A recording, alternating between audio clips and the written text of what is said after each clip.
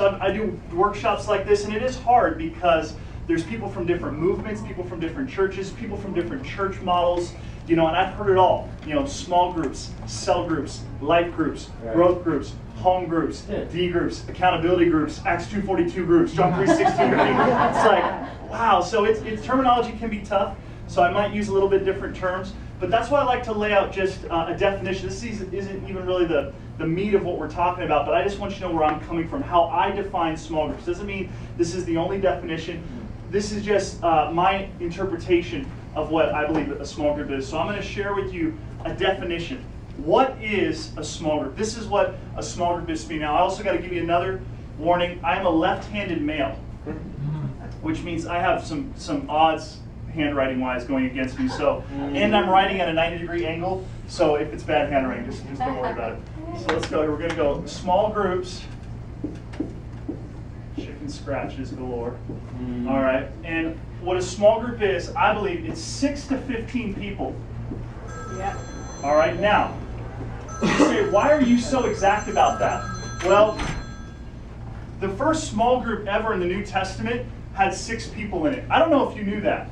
You might not know that. I could actually show you that in Scripture. I won't spend some time in that. Maybe if you want to know more about that later, I can talk about it. But I believe you got to have a core group of people there. If you only have 2 or 3 people there, I know you can pull out a Scripture to confirm that, but people are going to feel awkward and they might not come back to your next meeting. So you got to have a good little group of people there. If you're having 20, 25 people in your small group, that's not a small group. That's a church, friends. Wow. That's a church. All right. Now, if you have, that's a good problem to have. I will take that problem any day over not having enough people. But then something needs to happen there. So 6 to 15 people who are growing.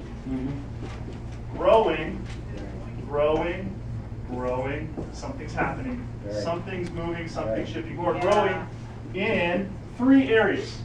Okay, and I'll explain them here. Relationship. I'll just kind of bullet point them here. Discipleship.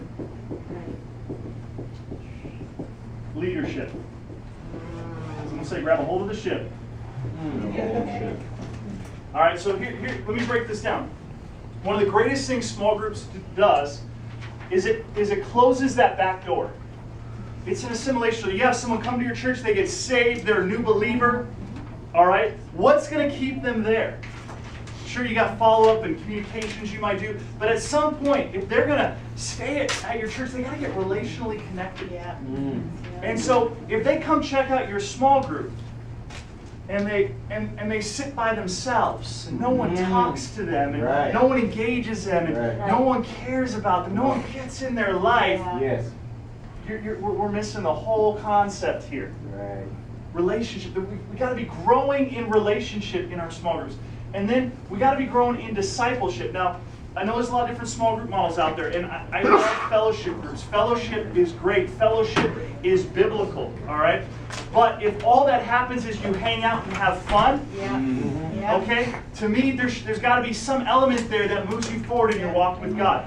We have softball teams under our small group umbrella. They're really fellowship-based. But they pray at every practice. They pray before and after every game. They have someone share a testimony at the end of the season and give a chance for people to receive Christ. So there's a lot of fellowship happening, but we're nudging people forward in the discipleship process. Does that make sense? Yeah. And then most of our small groups at our church, they're kind of, Bible study based. There's a lot of prayer, worship, a lot of Bible study.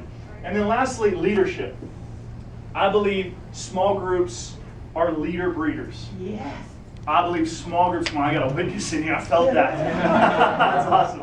I believe small groups are one of the greatest vehicles to raise up laborers in God's kingdom. I really believe that. And when I came to my church, it was running about 650, 700 on Sunday. I came to our church 2 years ago, and they hired me, and we had about 15 small groups going. And one of the things that I was looking at was we don't have enough small groups to really connect people. I mean, a healthy church, you have 2/3 people connected in small groups. I mean, ideally, you want everyone connected in small groups. You got guys like Rick Warren. They claim they have more people in their small groups than they do in their Sunday attendance. So I hate that guy. But so I'm seeing, man, we're really got a deficiency here. And when I came in, I was sharing the concepts about developing leaders and starting new groups and birthing groups and multiplying groups from current groups. And I had leaders tell me, you don't want to talk about that, Pastor Mason. You don't want to talk about splitting up groups and telling people to go start a new group. And I work with other pastors. I don't know if I buy into that multiplication thing because people don't like to separate. And let me tell you something. I sit there and I listen. I go, I understand. No, I know that's hard. No, God bless you. And I shake. And then I go out and I keep talking vision. And I keep talking leadership. And I keep talking multiplication. And in 2 years, we've seen our small groups go from 15 groups. This fall, we're launching over 50 groups. And we're flirting with the potential now of being able to connect 2/3 of our church. Really, we need to get to about 55, 60 groups on a realistic level. Wow. But we're going to have a chance this fall, and we got it registered, we got it lined up for the fall right now. We just nailed it down last week. We have a chance to get over 500 people in our church connected in small groups this fall. Wow. And, there's 6 of those groups in there I can trace back to the small group that my wife and I lead. Because we've developed leaders and raised them up and released them, and our groups are multiplying. Some groups aren't. Some groups are. This is what a small group is to me. 6 to 15 people who are growing in relationship, discipleship, and leadership. I want to ask you a question. How do you define small groups? It doesn't have to be this. But you need to know how you define it. Because you can get busy with small group ministry and all of a sudden you start going, what are we doing again? Everyone ever been there before? What is this all about? So make sure you know how you define small groups. All right?